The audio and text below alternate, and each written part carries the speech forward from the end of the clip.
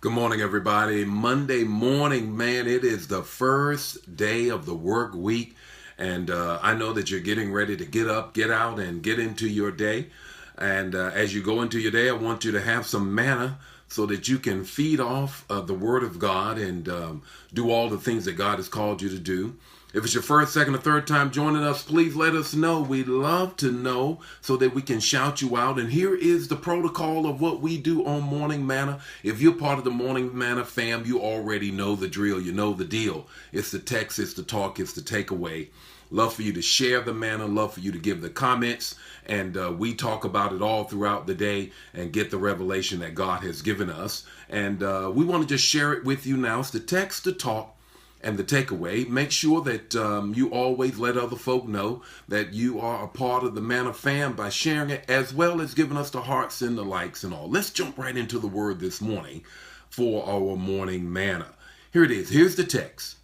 Jude 24. Jude 24. And it says this: Now unto him that is able to keep you and I from falling, and to present you and I before his glorious presence, here it is, without fault. He presents us without fault. Failure isn't final. Failure isn't final. No matter what you're going through, no matter what you're dealing with, no matter how many times you may have stubbed your toe, failure isn't final. Here's the first thing I want to share with you about the text. The first thing is this: falling is not failing. Falling is not failing. Proverbs tell us a righteous man or woman falls 7 times, but they get back up again. Just because you fall doesn't mean that's the end of you, and it doesn't mean that you are a failure. You got to understand that falling is not failing.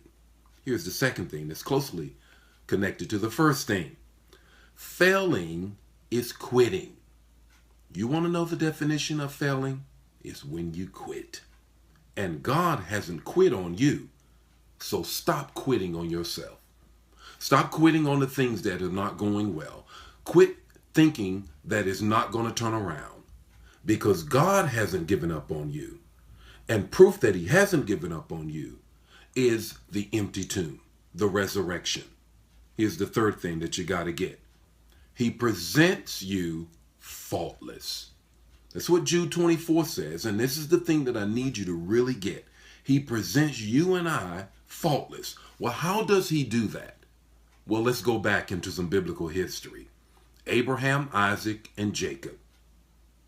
Moses, Joshua, David, Saul, Solomon. All failed along the way, but it didn't make them failures.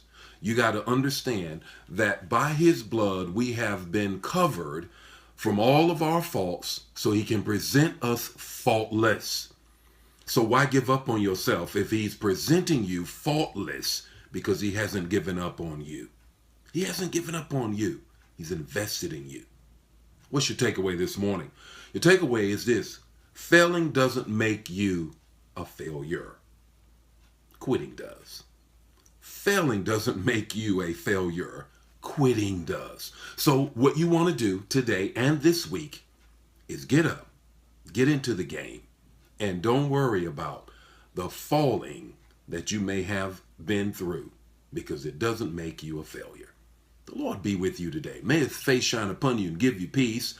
And I'll see you tomorrow with more morning manna. God bless you. God bless you. Share the manna. Bye now.